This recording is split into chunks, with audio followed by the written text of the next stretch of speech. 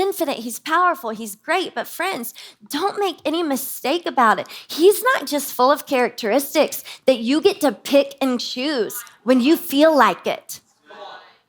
You know, during quarantine, I was organizing my house. How many of you, just wave at me, if you got a little organized during quarantine? Okay, all the hands are going up right now. I see you. Stephanie, you're with me. Lala, you're with me. I see you. Okay, I decided I'm going to clean my garage. So I go into my garage, it's a mess.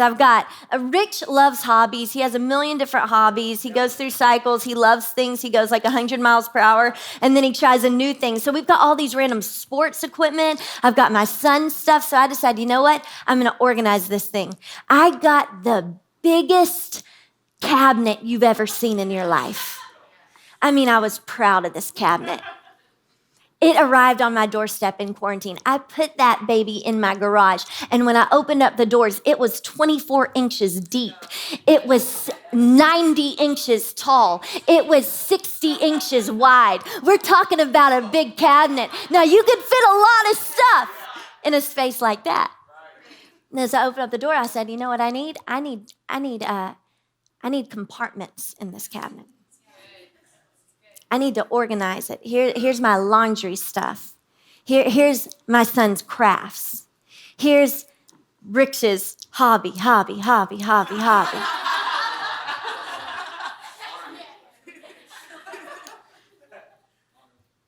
Friend, make no mistake.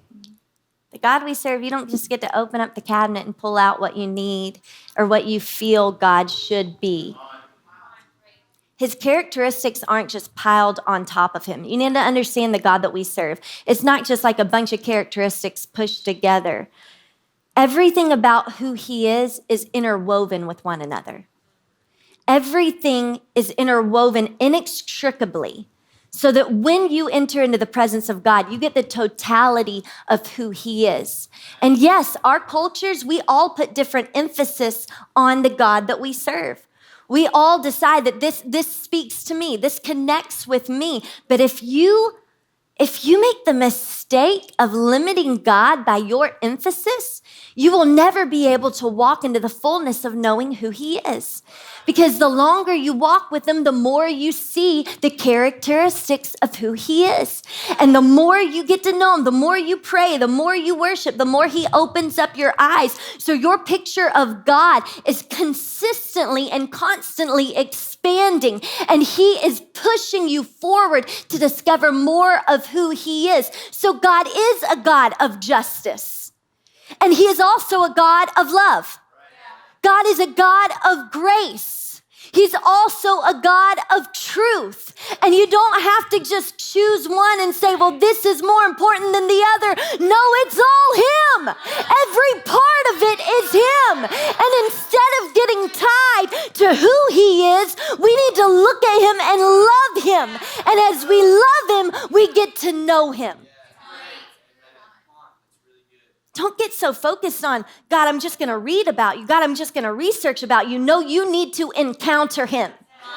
Because it's when you encounter him that you encounter the fullness of who he is. And God is saying in Ezekiel, he's saying, listen, I'm going to give you an undivided heart because I'm undivided.